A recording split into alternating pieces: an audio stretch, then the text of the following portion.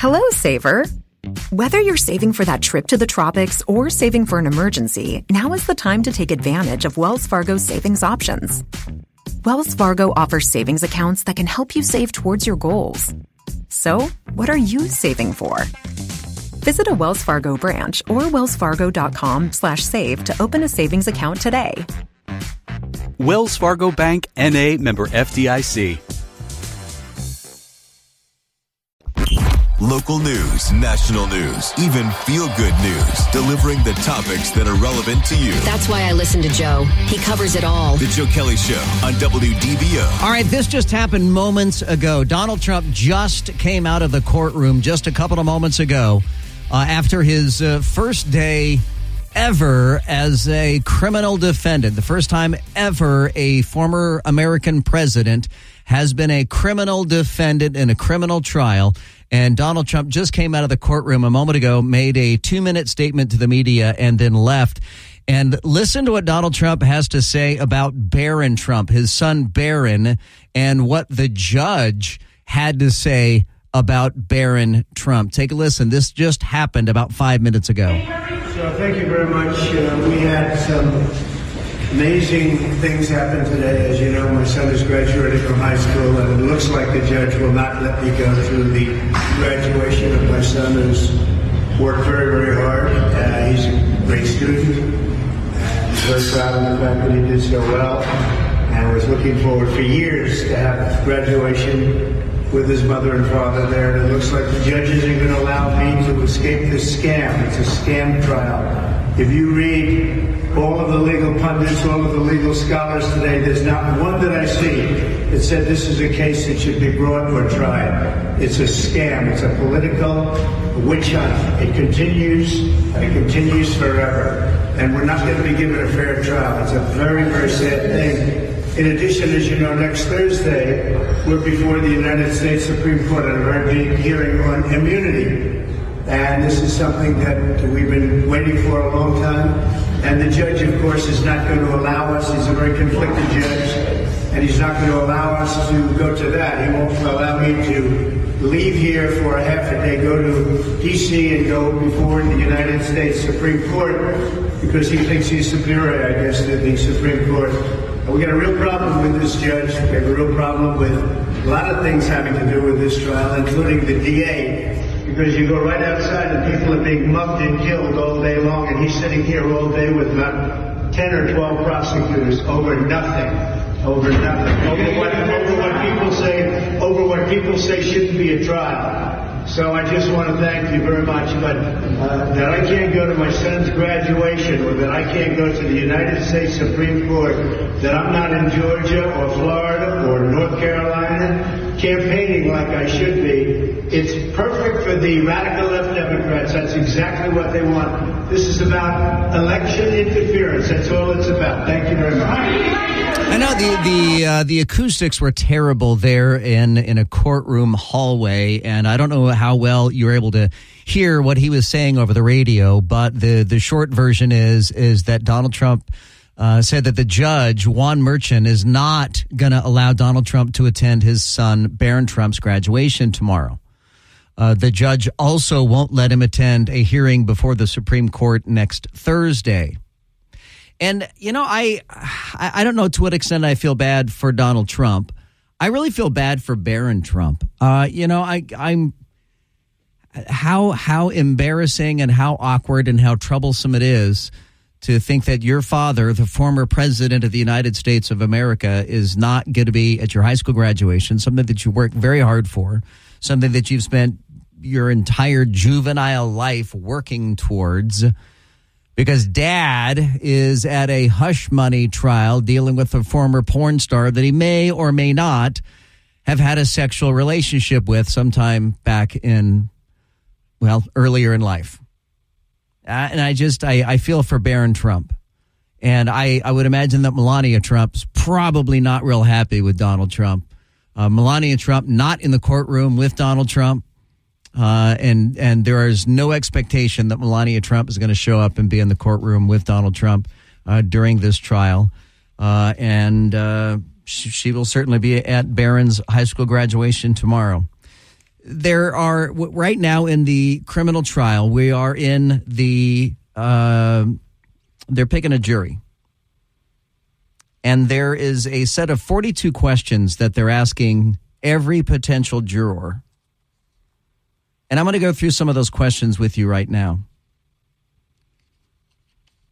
What do you do for a living? Some of these are pretty simple. Who is your current employer? What is your educational background? Are you married? If you are married or living with another adult, what does that person do for a living? What do you like to do in your spare time? I don't know that I could answer some of these questions. Like Laurel, what do you like to do in your spare time? I guess read. Yeah, read, take a nap. Yeah. Watch Friends. Yes. Do something like that. Let's see. Do you participate in any organizations or advocacy groups? And if so, which ones? Have you ever served on a jury before? Of which of the following print publications, cable and or network news programs or online media such as websites, blogs, or social media platforms do you visit, read, or watch? And then they're asked to go through a whole bunch of different platforms like Fox News, Wall Street Journal, and others. They also are instructed to check through a list of social media platforms, including Facebook, X, TikTok, and others. Do you listen to or watch podcasts? And if so, which ones? Do you listen to talk radio? If so, which programs? And it makes you wonder, depending on the answer, as Hannity was just saying a few minutes ago, well, if they say the Sean Hannity show, then the prosecutors are not going to want that person on the jury. The defense, Trump, would probably want that person on a jury. Have you, a relative or a close friend, ever been a victim of a crime? If so, tell us what happened.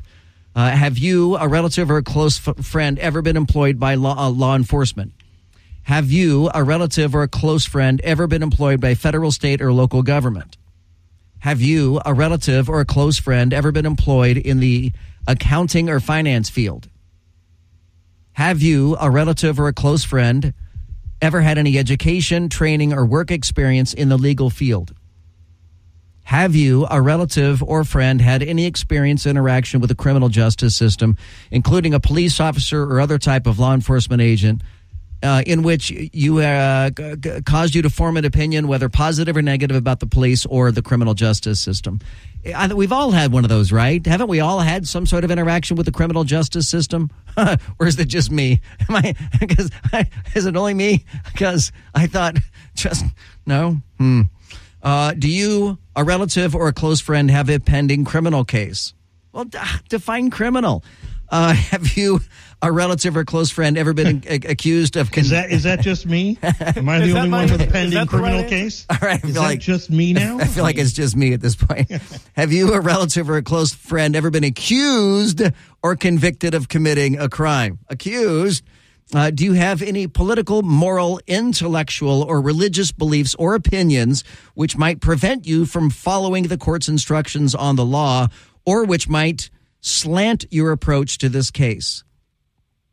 I don't know that I could answer that one because I don't know, because I don't know all the facts of the case. So I don't know if I have any moral or religious beliefs or opinions. For example, as I've discussed in the past, and I know that's not on the table here, but I'm against the death penalty. And if the death penalty is on the table, I don't think I could rule in that. Do you have a health condition that might interfere with your ability to be here on appointed days and times, or otherwise prevent you from serving as a juror? Without telling us the names, do you take any medications that would prevent you from being able to concentrate or pay attention during the proceedings or during the deliberations? That's interesting, particularly since it is widely reported that Donald Trump fell asleep several times today during the jury selection. There were photographs of Donald Trump with his eyes completely closed. Now, of course, that could be taken in the literal blink of an eye, a photograph that could just happen to catch him when he's blinking. But no, there were multiple reports saying that he was catching some Z's or maybe just resting his eyes. Either way. Next question.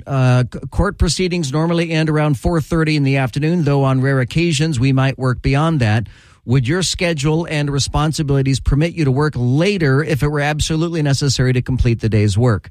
Do you practice a religion that would prevent you from sitting as a juror on any particular weekday or weeknight? So that, to me, is speaking particularly to Jews who don't work on the Sabbath, which would be a Saturday. Number 26, can you give us an assurance that you will be fair and impartial and not base your decision in this case upon a bias or prejudice in favor of or against a person who may appear in this trial on account of the person's race, color, national origin, ancestry, gender identity, or gender expression, religion, religious practice, age, disability, sexual orientation, or political views? Phew! Can you promise to guard against allowing stereotypes or attitudes about individuals or about groups of people referred to as an implicit bias influence your decision?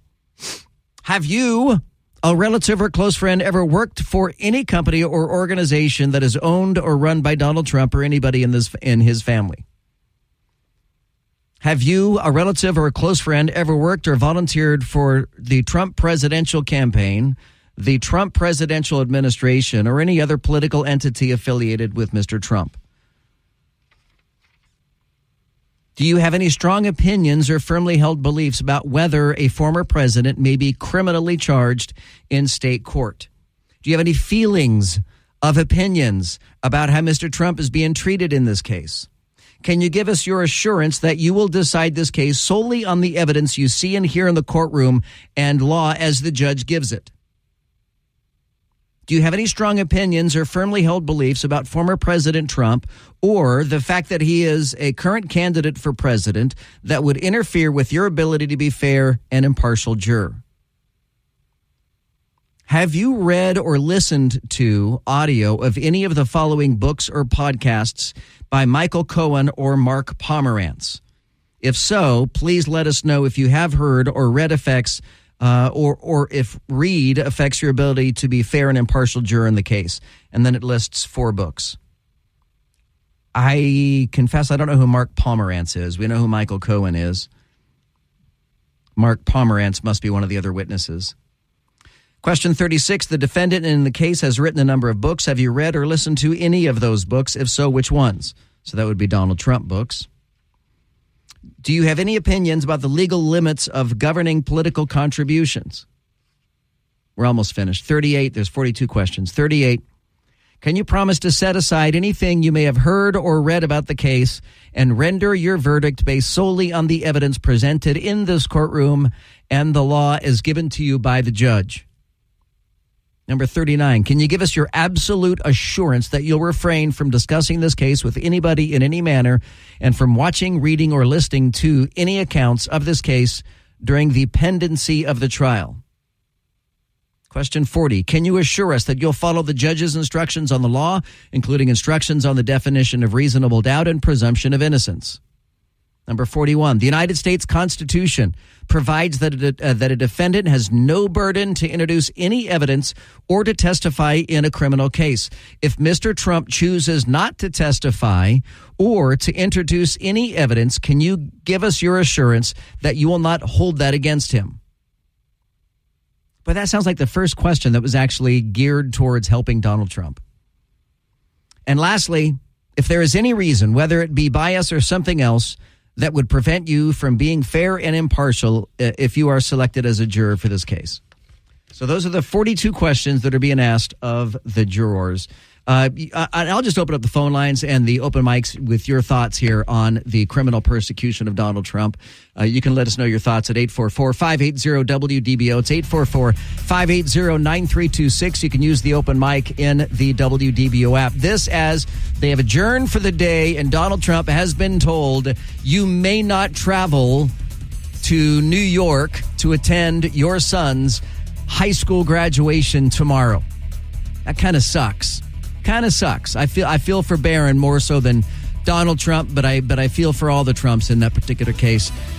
Coming up next here on the Joe Kelley Show, all the stories that you missed while you were at work today. Stick around. Fargo, the new virtual assistant from Wells Fargo, makes banking faster and easier.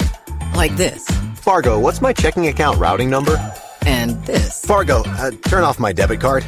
And this. Fargo, what did I spend on groceries last month? And that's just the beginning. Do you, Fargo? You can in the Wells Fargo mobile app. Learn more at wellsfargo.com/getfargo. Terms and conditions apply. Your mobile carrier's availability and message and data rates may apply. Wells Fargo Bank, N.A., member FDIC. This is WDBO 107.3 FM and AM 580, Orlando's news and talk. From your office to ours, we're breaking down today's big stories. Here's what you missed while you were at work. All right, the FBI opens a criminal investigation into that container ship, the Dolly, that slammed into the Francis Scott Key Bridge and caused it to collapse in Baltimore last month. They're looking into whether or not the crew knew that the ship was problematic before it left port. Donald Trump's criminal trial in Manhattan gets underway with jury selection. Trump faces 34 felony charges in the case. He's accused of falsifying business records to cover up a sex scandal. Tesla plans to lay off more than 10% of its workforce as the electric car company faces increasing competition and declining sales. I did see my first Tesla truck in the wild last week, by the way, here in Orlando. It was my first time to see a Tesla pickup truck in something other than a picture or a video. I thought it looked better in person, by the way, than it did in pictures and videos. Not much. It still looks weird. The Bureau of Prisons tells the Associated Press it plans to close the California women's prison where inmates were subjected to rampant sex abuse. Extreme ocean heat triggers a major global chloral bleaching event. Scientists warn it could be the worst on record. The stock of Donald Trump's social media company, Trump Media Technology, plunges after it registered new shares for a potential sale. That thing has been dropping like a rock, with many referring to it as a meme stock, like GameStop was. Israel's military chief warns that Iran's missile strike over the weekend will be met with a response, even though the United States is asking them to not respond. The armorer in the Rust movie shooting, Hannah Gutierrez-Reed, has been sentenced to 18 months for involuntary manslaughter over the fatal shooting of cinematographer Helena Hutchins. Rudy Giuliani loses his bid to dismiss a $148 million defamation judgment against him from late last year, won by two former Georgia election workers, Ruby Freeman and Wandria Shea Moss. Those are the stories that you missed while you were at work today. We got a lot of open mics about the criminal trial that's getting underway today in New York City with Donald Trump. Yeah, I don't understand Trump's comments about the judge not letting him attend things. My understanding is that here in the United States, a defendant doesn't even need to be present at their own trial. It's really at their discretion. So it might be that Trump, that the judge just wasn't willing to delay the trial or something, because I assume Trump has the right to go wherever he wants to if he doesn't have to be in attendance. He does have to be in attendance. The judge made abundantly clear that he must be in attendance every day of the trial. And if he is not in attendance every day of the trial, he will be arrested and jailed. So it is not optional for Donald Trump to not be there. And the judge was unwilling to delay the trial even a half a day tomorrow so that Donald Trump could attend his own son's high school graduation. 844-580-WDBO. It's 844-580-9326. You can use the open mic in the WDBO app. Coming up next, we'll get more of your calls and comments.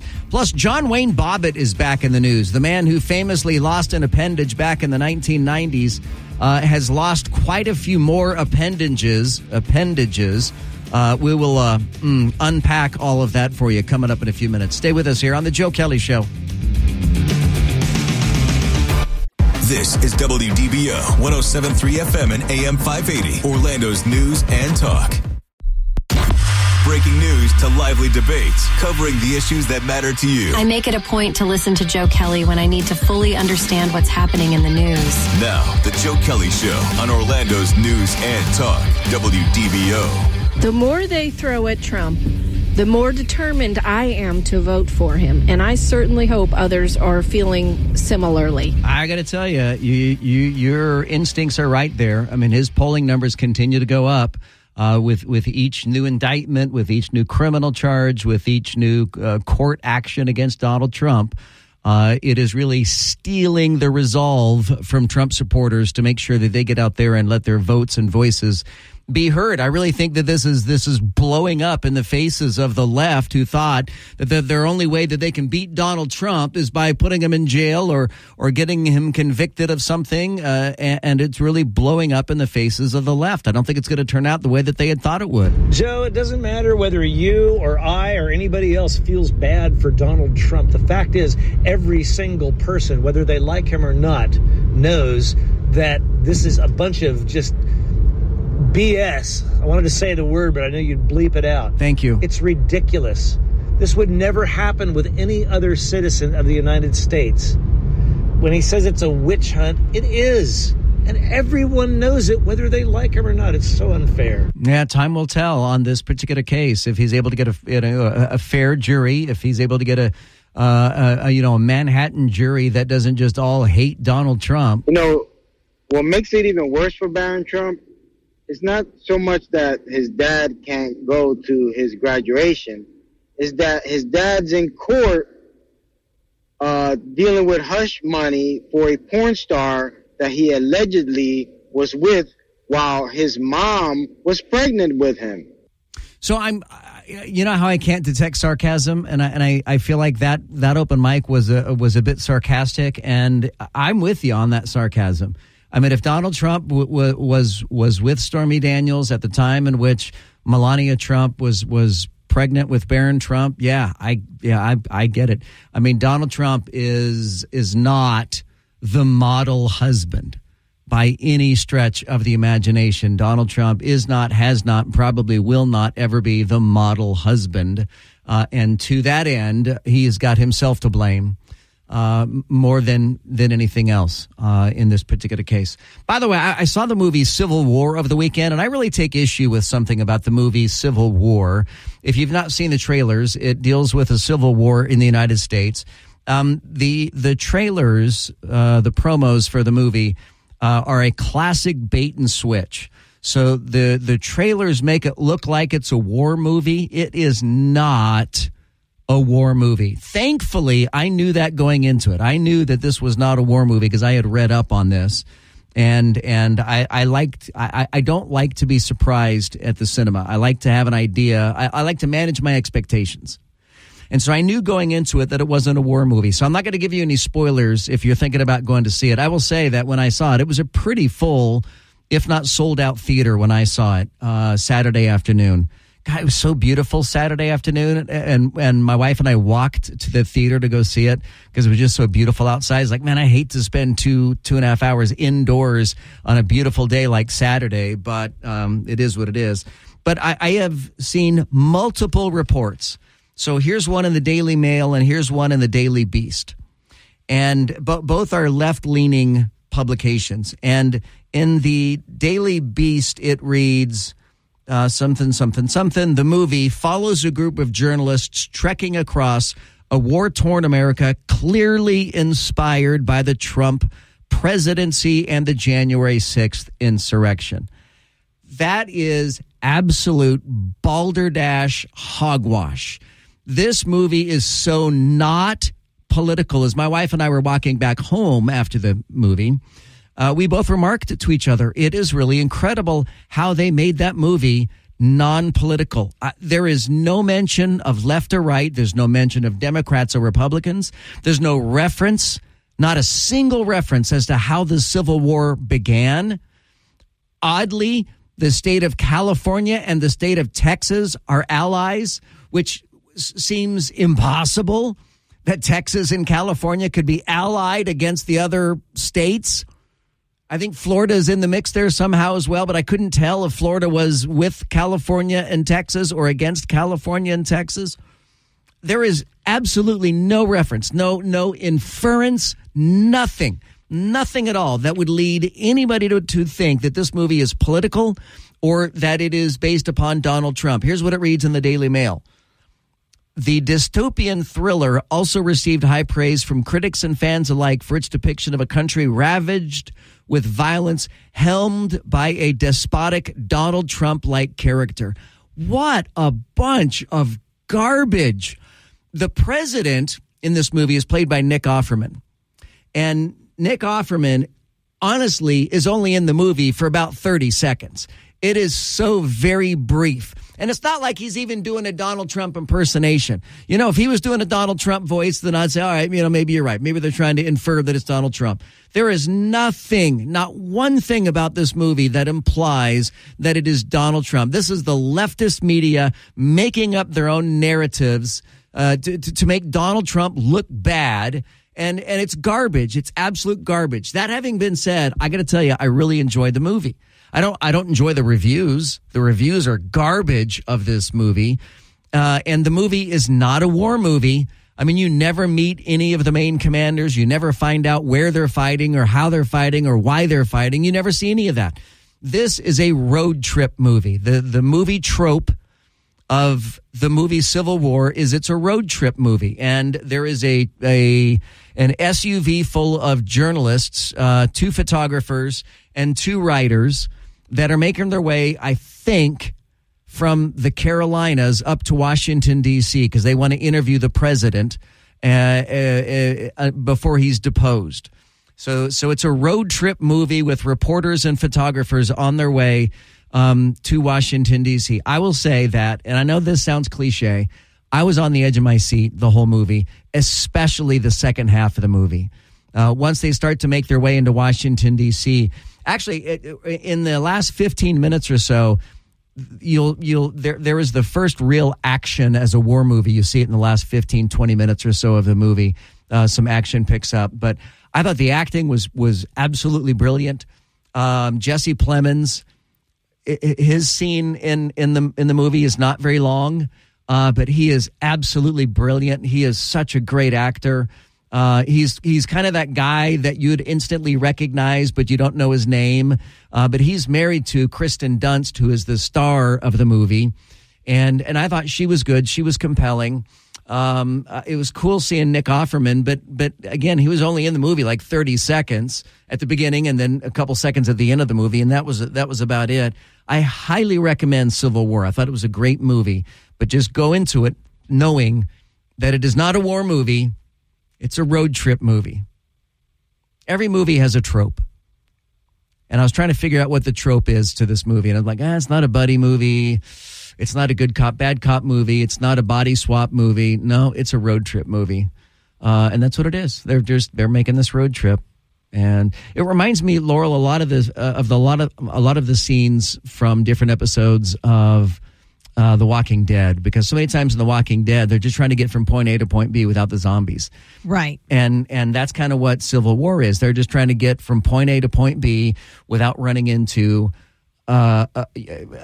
American forces that they don't know if they're friendly or not friendly. They don't know what side they're fighting for. And these journalists aren't fighting for either side. They're just trying to cover the war. They're just trying to cover the action, and they never know as they come into, they pulled up to a gas station, like, gosh, we need to get gas. There's 3 guys sitting out there with heavy rifles. Do we stop and get gas here or not?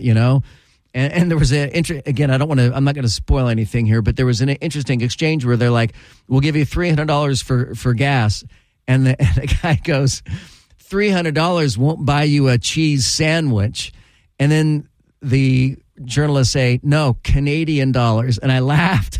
So the American dollar is worthless during the Civil War, it seems, but Canadian dollars have value, or typically Canadian dollars are worthless in the United States, and American dollars are the gold standard, but not in that particular movie. So I highly recommend, honestly, I would love to see it again. I would give it a 5 out of 5 stars. Highly recommend. And it has no political overtones whatsoever. And you're not going to go into it being offended politically one way or the other, because it doesn't go that way. I think they took great pains to not make it a political movie, and for that I thank them, and I was thrilled to see that. I'm Joe Kelley. If you saw it, let me know. I'd love to get your take on it. 844-580-WDBO. That's 844-580-9326. Use the open mic in the WDBO app. John Wayne Bobbitt has lost more appendages. I'm going to unpack that one for you coming up in just a few. Stay with us. The Joe Kelley Show on WDBO. The Joe Kelley Show on WDBO. Orange Seminole, Osceola, and all of Central Florida. Join the conversation now by using the open mic in the WDBO app. Now, the Joe Kelley Show on Orlando's News and Talk, WDBO. So not to put you on the spot, Laurel, but to put you on the spot, do you know who John Wayne Bobbitt is? Yes, I do. So I had asked that question earlier to Greg, and Greg... I was so confident. He was. He said that's the girl that went missing. And I'm like, no. And you looked it up later and found out who you were thinking about. John Benet Ramsey was who he was thinking about. And I can see how they could easily be confused. Right. And you know, if you weren't a child of the 90s, if you didn't grow up, in the 90s or weren't on the radio in the 90s, and if you're younger, why would you know the name John Wayne Bobbitt? But John Wayne Bobbitt was a guy who, back in 1993, woke up to find that his wife, Lorena Bobbitt, had severed his penis with a knife. She then got into the car and drove away and chucked the penis out the window. Remarkably, someone was able to find the penis along the side of the road, and doctors were able to surgically reattach the penis. I can tell you that it was at that point in 1993, for the first time ever in my broadcast career, I said the word penis on the radio, and I've been saying it pretty much every day since. Gonna say you haven't stopped since. That's right. Well, John Wayne Bobbitt is in the news again, unfortunately for him. John Wayne Bobbitt, you ever hear those commercials? Hey, if you were stationed at Camp Lejeune in the 1980s and you drank the water, you might be eligible for compensation, blah, blah, blah, blah, blah. Well, John Wayne Bobbitt was in the Marines, and he was stationed at Camp Lejeune in the 1980s. And he has now lost additional appendages. He says he has lost all 10 of his toes. He has a condition called toxic peripheral polyneuropathy, and he's lost all 10 toes and walks with the help of prosthetics. He says that after he had his penis reattached, I don't know if you guys know this, but he got into pornography. He became a porn star of sorts after he had his penis reattached. After he got out of pornography, he got into construction. And he stepped on a nail and didn't realize it. He punctured his toe and it got infected. He had nerve damage, severe nerve damage in his hands and his feet, he says, from the chemicals he drank at Camp Lejeune. So he has civil claims pending against the federal government, as well as a disability claim stemming from the initial workplace injury of drinking hazardous chemicals at Camp Lejeune. According to federal health officials, the military personnel and civilians at Camp Lejeune between 1975 and 1985 have a 20% higher risk of cancer than their counterparts based in other parts of the country. Well, that's terrible. And that's why we keep seeing all those commercials for, hey, if you were stationed at Camp Lejeune from 1975 to 1985, call this lawyer today. Blah, blah, blah, blah, blah, blah. I'll tell you that John Wayne Bobbitt, we all get older. None of us look as good as we did in our youth and our prime. If you want to see what John Wayne looks like these days, just look for this story in the WDBO app. You know what he looks like, Laurel? He looks like Darth Vader when Darth takes his helmet off. Oh, ouch! Yeah. Which that's kind of bad. That's bad. I'm sorry, but that's bad. All right, you can check it out right now in the WDBO. Is that from the waist down? Or no, from just the head up. The Joe Kelley Show on WDBO. Now, from the Bogan Munz & Munz WDBO Traffic Center. Auto accident? Choose Bogan Munz & Munz. Who knew that after getting your appendage cut off that things would actually get worse in your life? I thought that would pretty much hit rock bottom. But, we do have that crash, 535 Winter Garden Vineland Road, southbound at Point Siena Boulevard. All lanes are blocked. I'm looking at another vehicle fire here on US 27. This is just south of I-4 next to Ernie Caldwell Boulevard. All of the southbound lanes are on hold right now because of this car fire. This report sponsored by Rasmussen University. At Rasmussen University, they offer 50-plus programs from health sciences to business to nursing, online and on campus. Are you ready to rewrite your story? Learn more at rasmussen.edu. From the WDBO Traffic Center, I'm Paul Cross. This is WDBO 107.3 FM and AM 580, Orlando's news and talk. Talk and discussion on the latest breaking national news. Crude oil prices continue to fall. Local news. You're not going to have Disney have its own government in Central Florida. And stories that matter to you. Use the open mic in the WDBO app and let your voice be heard on the Joe Kelley Show. Well, right as we start this hour, we do have breaking news, and this comes from Pennsylvania. That's like Laurel's. Those are your people, aren't they, in Pennsylvania? One half of them, yeah. Yeah, you're from Pittsburgh. I am. So where's Scranton compared to Pittsburgh? Oh, I think Scranton's like in the middle of the state. So right now there is a fire at the Scranton Army Ammunition Plant. This facility is operated by General Dynamics Ordnance and Tactical Systems. It is a crucial producer of various munitions, including the 155 millimeter and the 105 millimeter artillery projectiles, as well as mortar and naval gun projectiles. That's terrible that there is a fire there, because those are the projectiles that are desperately needed in Ukraine right now. I mean, this is what they've been asking for, is the 155 and the 105 howitzer projectiles. And so this plant is on fire. And I'm looking at a picture of this plant, Laurel, and it's really interesting because you can see this just massive smoke billowing out of this plant. And right across the street are row houses. I mean, there are houses right across the street. And I always think of Billy Joel songs. It's singing about Pennsylvania and Allentown. And it's, it's in the Rust Belt. And, it's just blue collar towns. I wonder how many of those homeowners there know that that's a ammunition plant that's right next to where they live. That's a good question. Scranton's more on the right-hand side of the state, so let me correct that. But yeah, I mean, pretty much every city in Pennsylvania, there's just big companies, big manufacturing plants everywhere. Used to be steel mills everywhere. Right. Now they've switched into other things. Yeah. But from one day to another, you can't guess what that company makes or that company makes. I mean, the whole state's like that. Well, let's just say that if they didn't know it was an armed place, they will now. They do now. Absolutely so. Yeah. I remember some years ago, there was a facility just outside of Las Vegas, and nobody had any idea what was made inside that facility until the day it blew up. And I couldn't think of the key words, but if you were to go to YouTube video and search for Las Vegas chemical explosion, I mean, you would see what looks like a nuclear bomb going off. But there was a facility that made, in essence, I think they made like rocket fuel.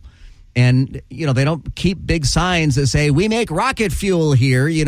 They keep it pretty low key. But once it blew up, I mean, it shattered windows like in a 10-mile radius. And when they rebuilt, they had to rebuild somewhere else. They weren't allowed to rebuild so close to Las Vegas. So it's just interesting how you never know what is going on in the businesses right next door to your home. I saw an interesting poll today, and it made me think, frankly, of all of us here on the Joe Kelley Show. A poll into people's streaming habits, things that they watch when they stream. Audiences prefer the classics to anything that Hollywood is producing today. According to this Nielsen report, most viewers' streaming time in 2023 was spent watching older shows that debuted years prior. And video game audiences also prefer older content to newer content. In 2021, 45% of all playtime was spent on games 6 years or older. In 2022, the number grew to 57%. In 2023, it hit 61%. We are all stuck in the past when it comes to our viewing content. And Laurel, I mentioned this earlier, but you have Friends on repeat continuously, don't you? Oh, yeah. Friends or Bob's Burgers, any of the new shows, I pretty much have no interest in. And my guilty pleasure I don't even think it's guilty. My pleasure is watching Brooklyn Nine-Nine. I'm in that court right now. I am watching that, and it makes me feel that's my go-to. Brooklyn Nine-Nine is just so wholesome, and it's so much fun. It's not a put-down show. There's no laugh track, and I hate that it only ran for 8 seasons, but it was 8 great seasons until the last season or so. It got real sappy towards the end. After the George Floyd incident, they kind of got woke. My daughter's go-to is, I think, one of your other go-tos, and that's The Good Place. I love The Good Place for the same reason. Same writers, actually. Brooklyn Nine-Nine and The Good Place are the same team. In fact, Michael Schur, the guy who did The Good Place and Brooklyn Nine-Nine, has a new show coming out with Ted Danson, in which Ted Danson plays like a detective or a spy or something like that. And I love Ted Danson. Classic. You can't go wrong with Ted Danson. And if he's repairing with Michael Schur, I can't wait for it to hit. I don't know where it's going to play. I don't know when it's going to hit. I don't know what it's called. But I just think it's interesting. And then video games, all the kids were into Fortnite, right? Fortnite was the big game that all the kids were into. Well, then Fortnite was kind of waning. And the kids were kind of not playing it like they were. Well, then they bring in a new CEO, and the first thing the CEO did, the new guy, is flip the switch to make everything go back to the original Fortnite. And then suddenly everybody was playing Fortnite again because the guy turned it back to day one. And when it had the original stuff before they kept adding and adding and adding and adding and adding and adding, people just like that original content. So what about you guys? Are y'all stuck on anything? Tell me what you're consuming from yesteryear. I'd love to hear what you're watching or what is part of your life. 844-580-WDBO, or use the open mic in the WDBO app if there's something that you're watching from yesteryear. I might want to watch it too. So let me know. And I find it like a lot of the newer shows, while I might watch them once, I really can't go through and watch them 2 or 3 times or 4 or 5, or as the case is with Brooklyn Nine-Nine, 10 or 20 or 30. And you're not talking about just comedies, right, Joe? You're talking about pretty much anything? Yeah, anything that's like a comfort food for you, content-wise. I discovered Suits really late in the game. I mean, it was already done by 2 years or something, and I finally started watching it, and oh my gosh, I got so into that show. So I just started watching Suits also, coincidentally. And then I see Meghan Markle. I'm like, oh yeah, Meghan Markle is in this. And I have to say, Meghan Markle is the worst actress. She might be the greatest princess or whatever. She's a terrible actress. But I like Suits. I thought Suits was good too. I also watched How to Get Away with Murder with Viola Davis, and I thought that was pretty compelling. Until haven't seen that. There comes a point when you're watching these shows and you realize, oh, this is a soap opera. I mean, it's a soap opera because the first 3 or 4 episodes of How to Get Away with Murder, I'm like, this is kind of exciting. And then you realize, oh, it's a nightly soap opera. I might as well be watching Dynasty or whatever. Because I felt the same way about Designated Survivor. The first few episodes of Designated Survivor, I'm like, oh, this is really, really good. And then I'm like, oh, it's a soap opera. As soon as I realize it's a soap opera, then I'm like, I'm out. I can't watch any more of this. And that's kind of where I got with Suits. I got to the point where it's a soap opera. I can't watch any more of this. Have you ever watched How I Met Your Mother? I've seen like a episode of that, and that's about it. Doesn't it have a laugh track? I can't watch anything with it. It does have a laugh track. I cannot watch anything with a laugh track. I just don't know why they still put laugh tracks on things. To me, it just ruins a show. Which is why I couldn't go back and watch Friends because it has a laugh track. Same with Seinfeld. It has a laugh track. At least with Cheers, it was filmed before a live studio audience. So the laugh track isn't an artificial laugh track. It's a real laugh track. Speaking about laugh tracks, did you guys happen to catch Saturday Night Live over the weekend? I did. I thought that was the best Saturday Night Live I have seen in decades. Thank you. I agree with you wholeheartedly. I thought I was laughing through the whole darn thing, and so was the host, and so were some. Oh my gosh, yes. Ryan Gosling was cracking up through the whole thing, but he does that like Jimmy Fallon used to do. But there were some genuinely laugh out loud moments on that show. The cold open was great. It wasn't political. The monologue was fantastic as Ryan Gosling kind of had part of a Ken doll flashback of sorts, and while he was promoting his new movie, and Emily Blunt was there, and I thought Weekend Update was fantastic. And just Beavis and Butthead. The Beavis and Butthead. Beavis and Butthead. I would play you the Beavis and Butthead, but it doesn't work. You got to see it. It's very visual. Gosh. And I did. I laughed out loud. I did too. Very loudly, Joe, on that. That was just too funny. Let me play just a little bit here of the Weekend Updates. The Arizona Supreme Court has reinstated a law from 1864 banning doctors from performing abortions. Now, reinstating laws from 1864 isn't the worst thing for me because I'm a white landowner and a proud Freemason. But it's probably not great to adopt healthcare rules from a time where the only two things doctors prescribed were prayer and cocaine. Saturday and Sunday. Back then, if you didn't want to keep your baby, your only option was to give it to Rumpelstiltskin. President Biden criticized the abortion law, calling it cruel, which is the same thing Biden said when he voted against it in 1864. This week, Donald Trump said that he supports abortion laws being decided by the states instead of the federal government. But why stop there? Why not go even smaller and leave it up to the counties or the city? Or even better, take the government out of it completely and leave the choice about what women can do with their bodies to the person who knows what they could do with them the best, their husbands.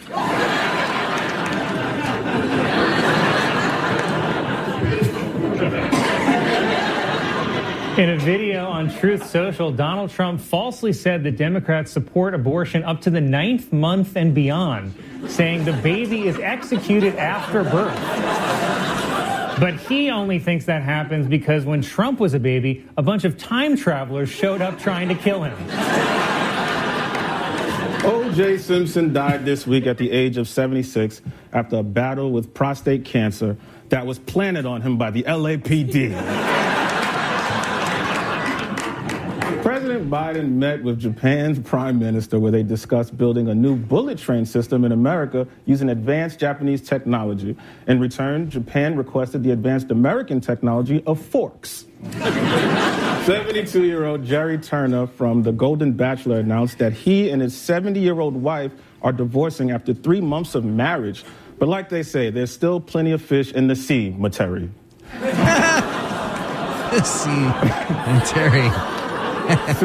Secretary Colin. Really good. All right. It was seriously, you guys need to go back and watch SNL. It was really, for the first time, maybe, since the 1970s or 80s, it was really, really funny Saturday night. It's 6:18. You're listening to The Joe Kelley Show. Don't forget Thursday. Thursday, it's Pint and Politics. Whew. Thursday's Pint and Politics. We're going to be out at Wekiva Island, and Eric Erickson's going to be out there. And we, The Joe Kelley Show, will be out there broadcasting live as well. So it's Joe on the Go Thursday at Wekiva Island. It is open for everybody. It is completely free. You do have to be 21 years old to drink beer or alcohol. But otherwise, anybody is welcome, and it's completely free. It's free to park, free to get in. If you've never been to Wekiva Island, it's a whole lot of fun. Just type in Wekiva Island into your GPS and you'll be able to find it. And that's where we're going to be Thursday. And I'll be out there, starting at 5 for the broadcast. Eric Erickson will be out there at 6. And it's just going to be a whole lot of fun. So join us out there. That'll be this Thursday. For more details, click the Pint and Politics button in the WDBO app.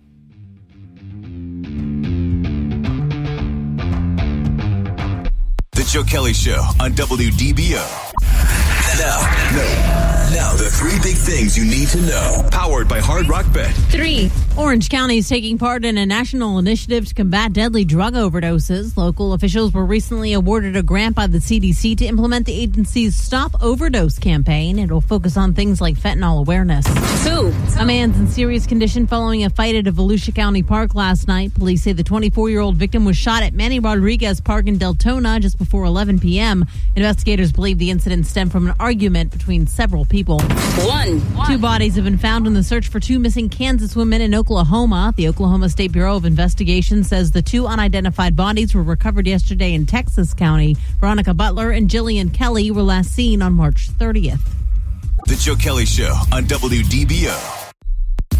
In-depth segments on topics that matter to Orange, Seminole, Osceola, and all of Central Florida. The Joe Kelley Show on WDBO. I love your show every night. You're doing great, bud. Cecil from Eldora. This Suits, is I agree with. And also MASH. I could probably watch MASH 7 days a week and rewatch the season was all over with. Wow. Last one was really great. That is really old school. You're going back to MASH. I don't even, what is MASH on? Is it on a streaming platform somewhere? Do you guys know?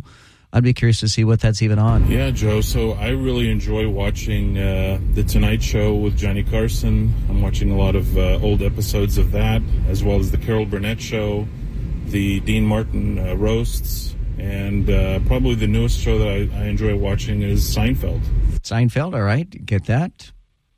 Hey, Joe, I might just be the biggest Friends fanatic ever, and it was filmed in front of a live studio audience.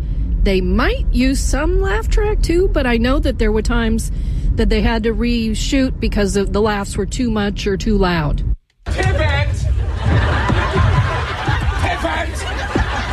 Pivot! Shut up! Shut up! Shut up! I mean, even just that scene makes me laugh. Just the out cues make me laugh. The bloopers on that scene, too. Have you ever seen them, Joe? I don't know that I have. Oh, please look that up. They've got bloopers? You owe it to your... Oh, my gosh, they have bloopers on that scene where Ross was going so overboard on saying that stuff that they couldn't help but laugh, and you have to look that one up. Can I tell you, somebody mentioned this Band of Brothers, Marie did, in our chat group here on the WDBO Facebook page. I couldn't watch Band of Brothers because Ross is in it. He's in the first and second episode, then he's in the last episode, and I can't see David Schwimmer as anybody but Ross. I know that that's not what he wants to hear, and I feel bad for him, but he is, in my mind, forever stereotyped as Ross, and I couldn't take him as a World War II Army soldier.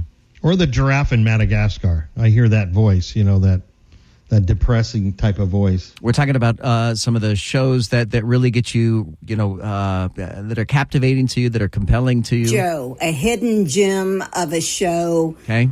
That I think is on Netflix is Resident Alien. It's so funny. It is really good. It'll make you laugh. I watched Resident Alien. I want to say it comes out on Sci-Fi is what channel I think it comes out on.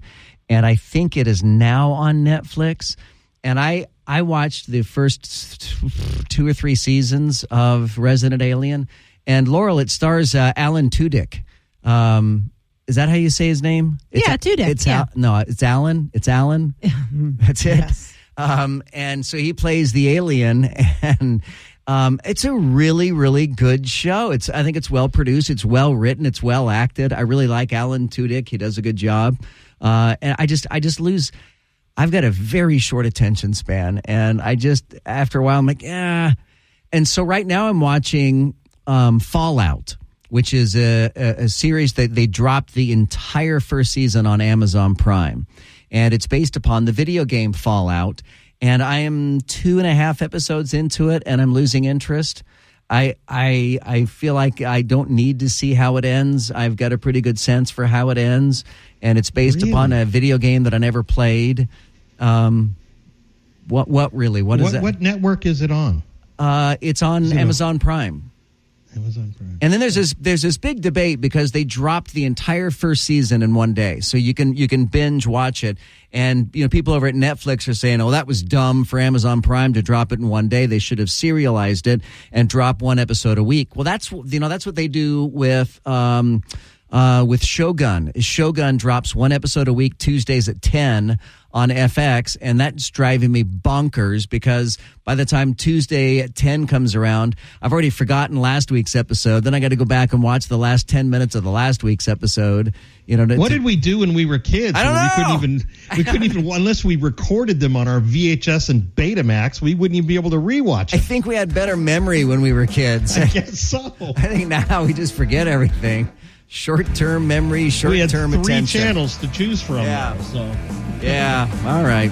You can let us know your favorites. Coming up in a moment here, we have another case of a naked, grown adult school teacher in a car with a juvenile. We'll have the details for you coming up straight ahead. Stay with us. This is WDBO 107.3 FM and AM 580, Orlando's news and talk.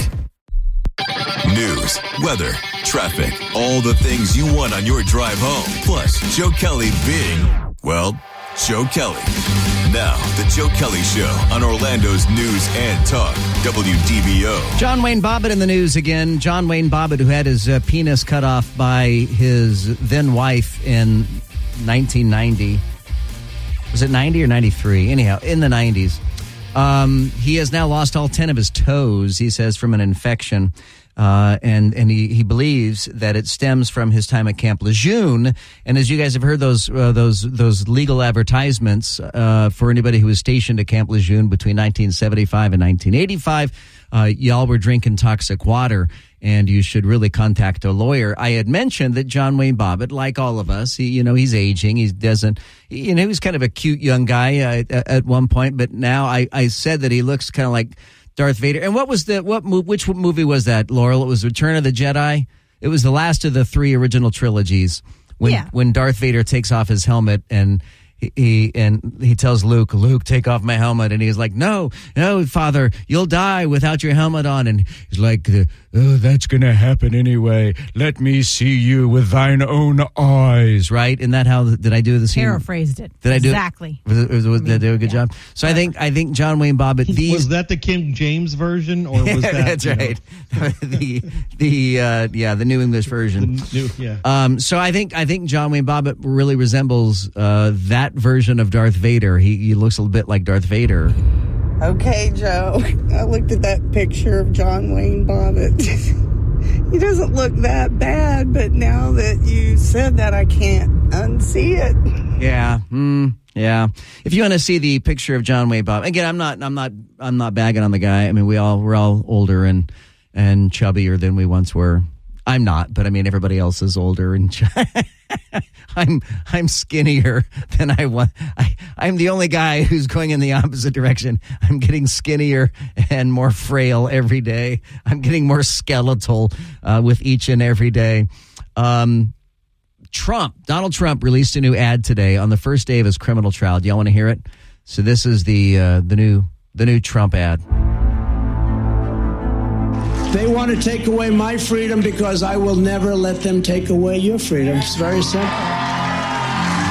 They want to silence me because I will never let them silence you. They want you silent. And I am the only one that can save this nation because you know they're not coming after me, they're coming after you, and I just happen to be standing in their way, and I will never be moving. On November 5th, 2024, justice will be done. We will take back our country and we will make America great again. Thank you. God bless you all. Thank you. Thank you very much. Great job. And Donald Trump, when he came out of the courtroom today, he gave about a 2-minute speech during which he said that the judge would not allow him to go to his son's high school graduation. And if he left, he would arrest him. Well, reporters who were in the courtroom say that is not the case, that the judge actually did not rule on whether or not Donald Trump would be allowed to go to his son's high school graduation. So either Donald Trump is lying or the reporters that were in the courtroom are lying, but somebody, it seems, is lying about whether or not Donald Trump is allowed to go to his son's high school graduation, which I'd mentioned it's tomorrow. Evidently, it's in a couple weeks. A Nebraska teacher. What is up with teachers having sex with students? A Nebraska teacher is accused of sexually abusing a teenage student after they were discovered naked in the same car. Deputies were called to a car that was stopped at the end of a cul-de-sac, a dead-end road. This is in Omaha, Nebraska. At 3 a.m. on Saturday, two people were seen in the back seat. When deputies approached, one of them, the boy, quickly got into the driver's seat and drove away. The driver, identified as a 17-year-old, crashed the SUV in a yard of a home about 2 blocks away from where they were first spotted. The boy was seen running away from the car completely naked. Meanwhile, a woman was getting dressed in the back seat. When police searched the SUV, they found an Omaha public school ID belonging to the woman, 45-year-old Erin Ward, who works as a substitute high school teacher for the district. Investigators said the SUV belongs to Ward and her husband. Deputies found the teen about an hour later. He wasn't wearing much more clothes than when he ran away from the car. He was just wearing boxer shorts and a T-shirt. I don't know if he stole them from somebody or what. How has that ever worked out well for any teacher ever to have an affair with one of your students? I think the most famous case of that would have been Mary Kay Letourneau. Talk about, dating old stories like John Wayne Bobbitt. But Mary Kay Letourneau had an affair with a student and ended up having several children with that student, then married that student after she got out of jail. And they stayed together for a while. They're not together anymore. But that just seems... But, Joe, if there's so many of these people getting caught, that means as our voices are being broadcast right now, there are still people doing it. Yeah. And how many are getting or have gotten away with it for years and years? Yeah. Yeah. I mean, this used to be shocking when we would hear about these cases. And, one wonders, has this gone on since the beginning of time, since the beginning of education, or is this a newer phenomenon? But how a 47-year-old married woman thinks that hooking up with a 17-year-old boy in the backseat of a car at 3 a.m. on a Saturday is going to have a happy ending, poor choice of words, is going to turn out well. That it's just beyond me. I cannot imagine where at some point you don't have this second thought of like, you know what, this is not going to turn out well. There's no way that this is going to work out well. I should stop doing this. You'd think they'd have posters up in like the teachers' lounges reminding them, hey, don't sleep with your students. This is a bad idea. Right? I don't know. But who wants to be the person that's on that poster? The poster child would be Mary Kay Letourneau, I would think would be the poster child for that. I mean, you could use the mugshots of anybody who has been arrested in recent years for this. I mean, it seems like it is a daily or news item. Imagine seeing 50 photographs of people who have been busted doing this. And that would put it into your brain, hey, I'm not going to get away with this. Right. It's going to come back to haunt me. So, I was going to say I had a friend of mine. I knew a guy many years ago who was a high school teacher. And this dude, if I may say, was just gorgeous. I mean, he was such a good looking guy. And he was young, he was fresh out of college. A terrible curse. That's what. Yeah. But I looked at him and I'm like, dude, you are toast. You are in so much trouble because every high school girl looked at him and thought, oh, I can make this work. I can, and I stopped being friends with that guy because he was a good-looking high school teacher, and I thought, there's no way. I don't want to be anywhere near this guy when things go south. How dare you be attractive? How dare you? That's right. They should make sure all teachers... Remember back when You're supposed to be ugly. When we were young, there weren't good-looking teachers. They were all terrible-looking. But now they have these good-looking teachers, and it's troublesome for everybody. All right, 844-580-WDBO. You can use the open mic in the WDBO app. You're listening to The Joe Kelley Show. Look for The Joe Kelley Show podcast anywhere you get your podcasts.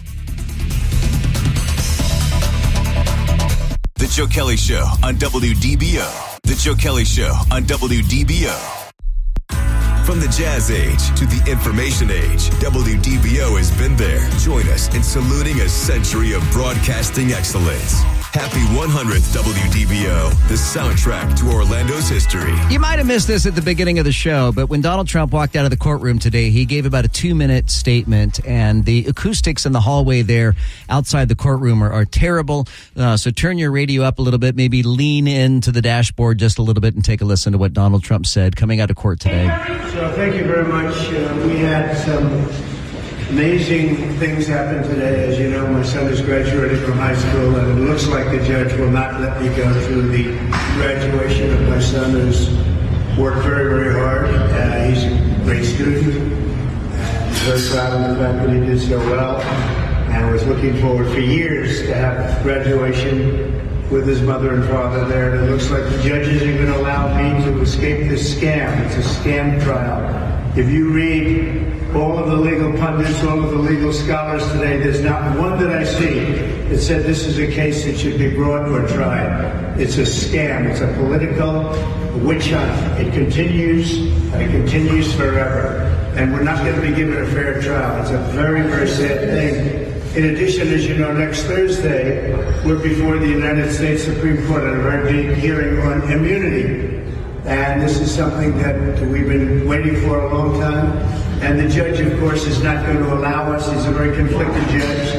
And he's not going to allow us to go to that. He won't allow me to leave here for a half a day, go to D.C. and go before the United States Supreme Court because he thinks he's superior, I guess, to the Supreme Court. And we got a real problem with this judge. We have a real problem with a lot of things having to do with this trial, including the DA. Because you go right outside and people are being mugged and killed all day long, and he's sitting here all day with about 10 or 12 prosecutors over nothing.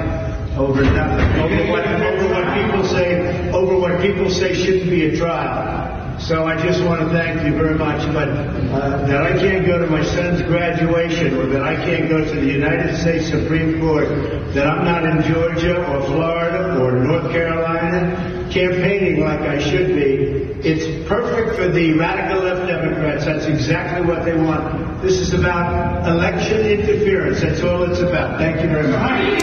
So Donald Trump says that I can't go to my son's high school graduation. That is not what the judge said. And I'm reading a quote from the judge.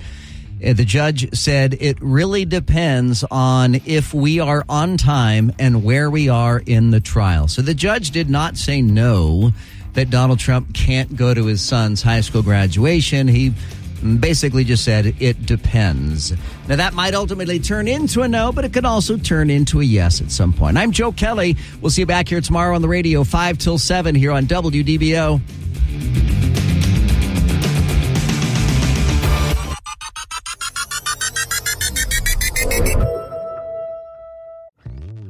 Hello, Saver. Whether you're saving for that trip to the tropics or saving for an emergency, now is the time to take advantage of Wells Fargo's savings options. Wells Fargo offers savings accounts that can help you save towards your goals. So, what are you saving for? Visit a Wells Fargo branch or wellsfargo.com/save to open a savings account today. Wells Fargo Bank, N.A., member FDIC.